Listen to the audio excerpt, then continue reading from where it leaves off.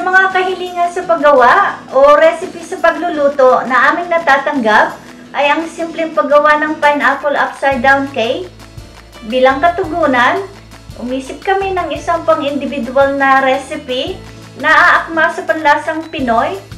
Gumamit tayo ng gatas evaporada, pamalit sa gatas, at inihalo natin ang asukal na pula sa mantikang gulay upang maging maganda ang resulta ng caramel. At tulad ng pangkaraniwang cake, naglagay din tayo ng cherry sa butas ng pinya. Kung ikukumpara ang resepeng ating gagawin, marami tayong inalis na mga sangkap, ngunit ang resulta at ang lasa ay mas nakaaangat at pinasarap. Kunin na ang mga sangkap gamit sa pagluluto at simulan na natin gawin ang pineapple upside down cake. Para sa cake, harina, pinya sa lata, seresa, gatas evaporada, asukal na puti, itlog, mantikang gulay, vanilya, pampaalsa, at asin. Para sa pang-ibabaw, asukal na pula at mantikang gulay.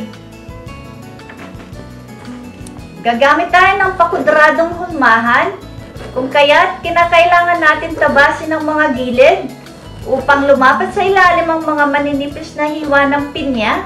Kung bilog ang gagamitin, gumamit ng bilog na panabas ng cookie na kasukat ng ilalim.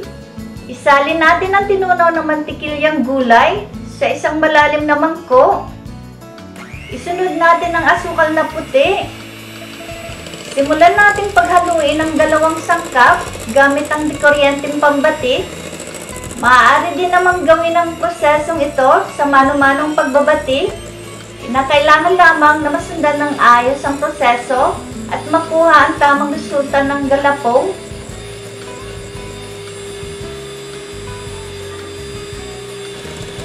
Ilagay ang mga itlog habang patuloy pa rin ang pagbatik. Kung mano-mano ang gagawing pamamaraan, wala rin tayong dapat baguhin sa pagkakasunod-sunod ng mga sangkap. At kapag nabati ng tama ang mga itlog, isunod na natin ang vanilya, ang gatas evaporada, harina,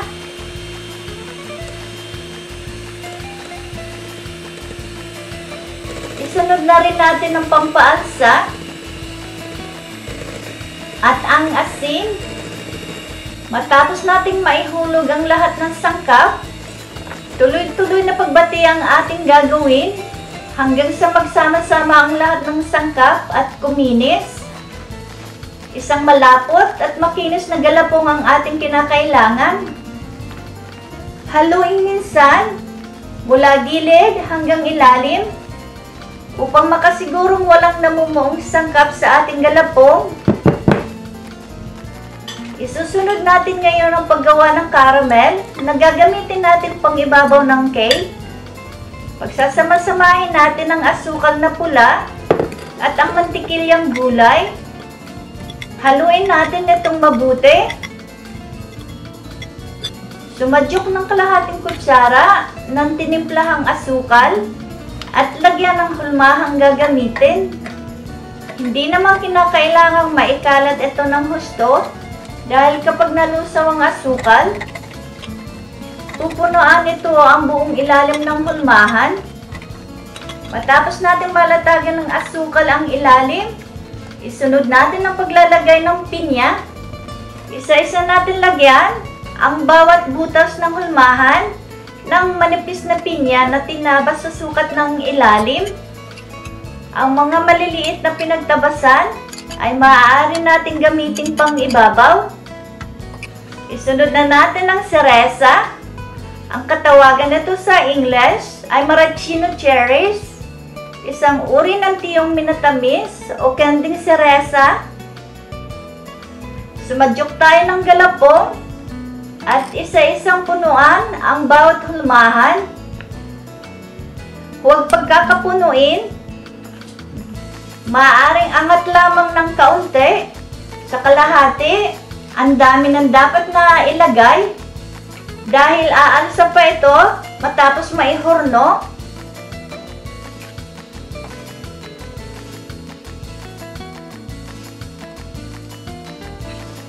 Matapos natin malagyan ng galapong ang bawat hulmahan, kumuha ng kutsara, basahin ang ilalim ng tinunaw na mantikilya, dahan-dahang diinan ang ibabaw upang magkapantay-pantay ang itsura ng cake. Isalang natin sa pinainit na pugon sa antas ng init na 350 Fahrenheit. Buksan at sundutin ng toothpick ang cake. Kung wala na sumasamang basang galapong, maaari na itong hanguin. Ipatong sa palamigang dikin at hayaang makalamig. Hanguin ito sa hulmahan dahan-dahan. May posibleng humiwalay ang pinya sa cake. Kunin ito at ipatong muli bago ilagay sa magarang papel.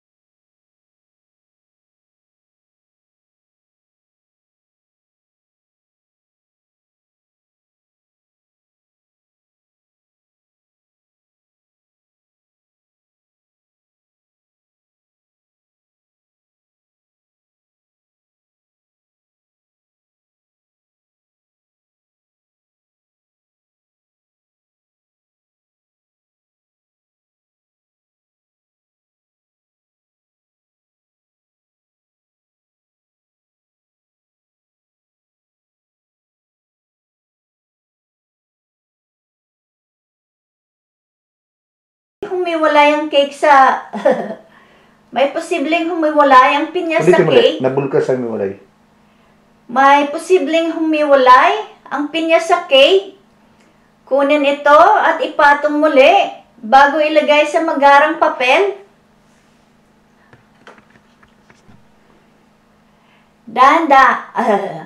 Habang mainit-init, hanguin ito sa hulmahan dahan-dahan. May posibleng humiwalay ang pinya sa cake. Kunin ito at ipatong muli bago ilagay sa magarang papel.